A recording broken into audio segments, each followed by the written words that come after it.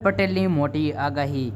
પરેશ ગોસ્વામીની મોટી આગાહી. આટલા વિસ્તારમાં મોટું તોફાન. હવામાન વિભાગની મોટી આગાહી. તો ચાલો જાણીએ. તો આટલા વિસ્તારમાં મોટું તોફાન. વરસાદને લઈને હવામાન વિભાગની નાટ્યકાસ્ત બુલેટિન જાહેર કર્યું છે કે સવારે 10 વાગ્યા સુધીમાં રાજ્યમાં હળવાથી મધ્યમ વરસાદની આગાહી છે. ભાવનગર, સુરત, તાપી, વલસાડ, નવસારી, ડાંગ, દાદરા અને નગર હવેલીમાં ઓરેન્જ એલર્ટ જાહેર કરવામાં આવ્યું છે મિત્રો. અને તો ઉત્તર મધ્ય પૂર્વમાં ગુજરાતમાં છૂટા છવાયો હળવાથી મધ્યમ વરસાદ આવી શકે છે મિત્રો. હવે વાત કરીએ બીજા સમાચારની. તો મિત્રો, ગોસ્વામીની મોટી આગાહી. હવામાન નિષ્ણાંત પરેશ ગોસ્વામીએ પોતાની આગાહી મુજબ જણાવ્યું છે કે 22 થી 31 જુલાઈ વરસાદનો એક મોટો લાંબો રાઉન્ડ થઈ રહ્યો છે, જેના કારણે સારો વરસાદ પડી શકે તેવી અપેક્ષા છે. અને જુલાઈ મહિનામાં છેલ્લા અઠવાડિયે બંગાળની ખાડી અને એક સિસ્ટમ સક્રિય બનશે અને ગુજરાતમાં પર અઠવાડિયા બંગાળ ખાડીમાં એક સિસ્ટમ બનશે અને ગુજરાત પરથી પસાર થતાં પૂરેપૂરી શક્યતા દેખાઈ રહી છે. 22 તારીખે બંગાળની ખાડીમાં એક સિસ્ટમ સક્રિય થશે, પશ્ચિમ દિશામાં તરફ ગતિ કરશે અને ગુજરાત તરફ ગતિ સંભાવના છે. અને 23 તારીખ ગુજરાતમાં અનુમાન લગાવવામાં આવ્યું છે. 22 થી 23 તારીખ સામાન્ય વરસાદ વધારો થશે.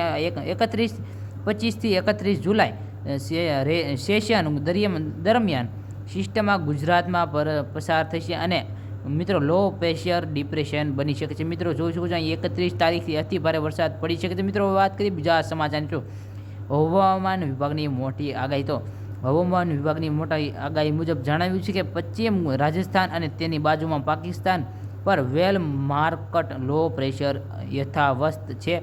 તેને સાથે સંકળાયેલું ચક્રવાત પરિભ્રમણ મધ્ય ઉષ્ણકટિબંધ સ્તર સુધી વિસ્તર્યું છે અને જેને દક્ષિણ તરફ ઝુકાવ્યું છે અને લગભગ પશ્ચિમ તરફ આગળ વધવાનું ચાલુ રાખે છે અને ધીમે ધીમે લો પ્રેશર ફેરવાય છે.